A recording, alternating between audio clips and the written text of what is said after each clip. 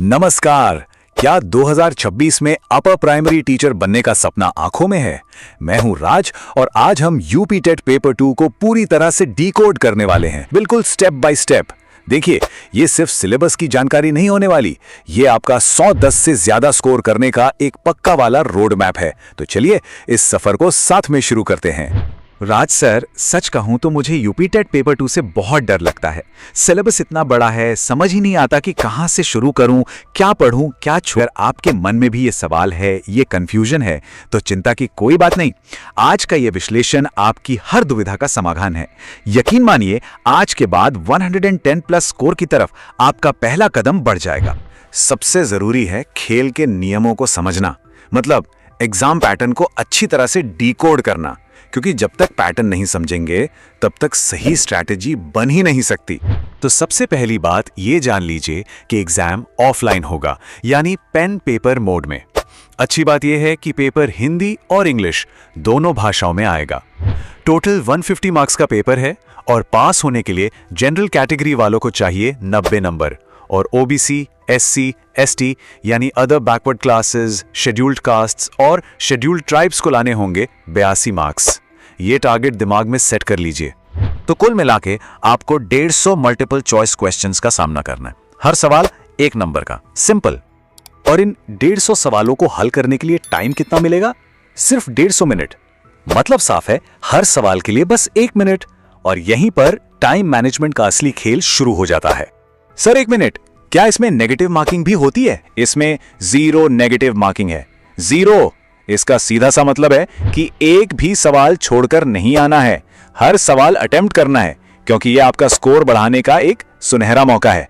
तो ये 150 नंबर जो हैं वो 4 मुख्य पिलर्स में बटे हुए हैं। पहला पिलर है चाइल्ड डेवलपमेंट एंड पेडागोजी यानी सीडीपी, जो 30 नंबर का है। दूसरा लैंग्वेज आई, जो कि हिंदी है, ये भी 30 नंबर की और कंपलसरी है, मतलब सबको देनी है। तीसरा है लैंग्वेज 2, जिसमें आप इंग्लिश, उर्दू या संस्कृत में से कोई एक चुन सकते हैं, ये भी 30 नंबर का है। और चौथा और सबसे बड़ा 60 नंबर का सेक्शन है आपका सब्जेक्ट स्पेसिफिक, जिसमें आपको मैथ्स और साइंस या फिर सोशल स्टडीज में से एक चुनना होगा। चलिए अब तैयारी के दिल में उतरते हैं। अब हम हर सब्जेक्ट का रोड मैप समझेंगे, एक एक करके।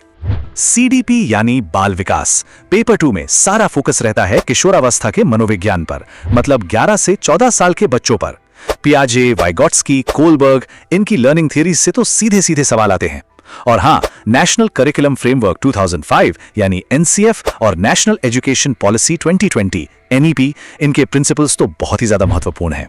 अच्छा, एक सवाल आप सबके लिए, पियाजे की कौन सी थ्योरी यूपी टेट के लिए सबसे इंपॉर्टेंट है? कमेंट्स में जरूर बताइए।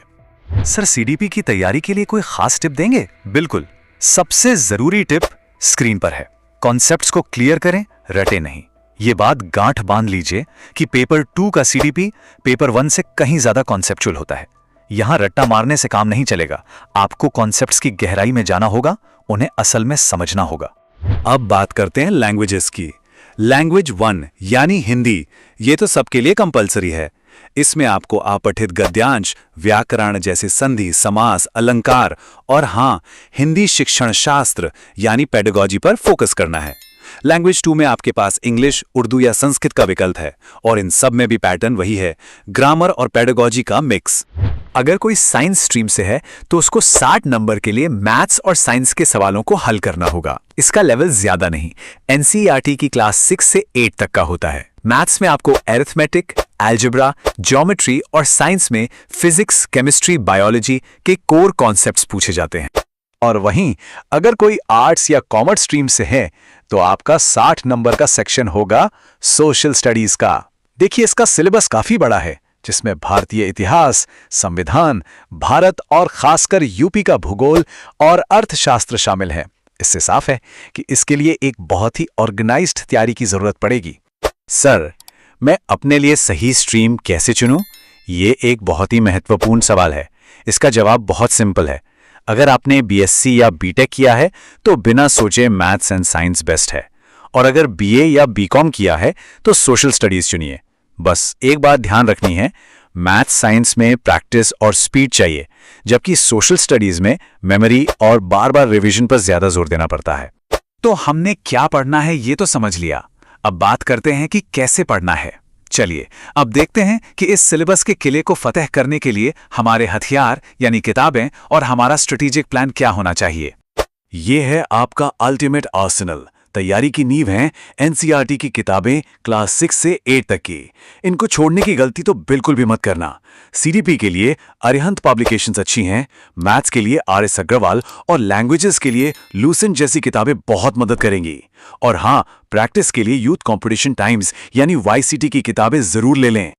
सर इतना सब कुछ देखकर तो घबराहट हो रही है। अरे घबराने की कोई जरूरत नहीं है। ये 14 वीक का स्ट्रेटेजिक प्लान आपको स्टेप बाय स्टेप सफलता तक ले जाएगा। देखिए, पहले 4 हफ्तों में फाउंडेशन बनाइए, सीडीपी और हिंदी ग्रामर पर फोकस करें। अगले 4 हफ्तों में अपने कोर सब्जेक्ट्स को मजबूत करें। फिर 4 हफ्ते सिर्फ प्रैक्टिस मोड में रहिए। रोज प्रीवियस ईयर क्वेश्चंस यानी पीवाईक्यू सॉल्व करिए और आखिरी के 2 हफ्तों में सिर्फ स्पीड और रिवीजन पे काम करना है। अब हम आते हैं सबसे रोमांचक हिस्से पर। मैं आपको 3 ऐसे सीक्रेट हैक्स बताने जा रहा हूं जिनका इस्तेमाल टॉप स्कोरर्स करते हैं और जो आपको 110 प्लस के स्कोर तक आसानी से पहुंचा सकते हैं। सर टाइम मैनेज कैसे करें, ये एक बहुत बड़ा चैलेंज है। इसका सीधा सा नियम है 150 सवाल 150 मिनट्स, यानी हर सवाल के लिए 1 मिनट। लेकिन असली स्ट्रैटेजी इससे भी आगे है। पहला hack, leverage no negative marking. कोई भी गोला खाली नहीं छोड़ना है, चाहे कुछ भी हो जाए। दूसरा और सबसे इंपॉर्टेंट हैक है, पेडागोजी इज किंग। पेपर का लगभग 50% हिस्सा शिक्षण शास्त्र पर ही आधारित होता है। एनसीएफ और एनईपी को तो घोलकर पी जाइए। जैसे एनसीएफ कहता है कि बच्चों को रटाना नहीं, समझाना है, तो सवाल भी ऐसे ही आएगा जो रटने वाले को नहीं बल्कि कॉन्सेप्ट समझने वाले को ही आएगा। ये हैक्स आपको दूसरों से मीलों आगे कर देंगे। तो दोस्तों, ये था यूपी टेट पेपर 2 का पूरा ब्लूप्रिंट। अगर ये विश्लेषण आपको मददगार लगा हो तो इसे लाइक करें, अपने दोस्तों के साथ शेयर करें और अपने सवाल कमेंट्स में जरूर पूछें। डेली गाइडेंस, फ्री नोट्स और पीवाईक्यू सॉल्यूशंस के लिए हमारा टेलीग्राम चैनल ज्वाइन करें। और हाँ, एडुहेल्प बाय राज को सब्सक्राइब करना बिल्कुल ना भूलें। Target UP TET 2026। चलिए मिलकर भविष्य की पीढ़ी को तैयार करते हैं।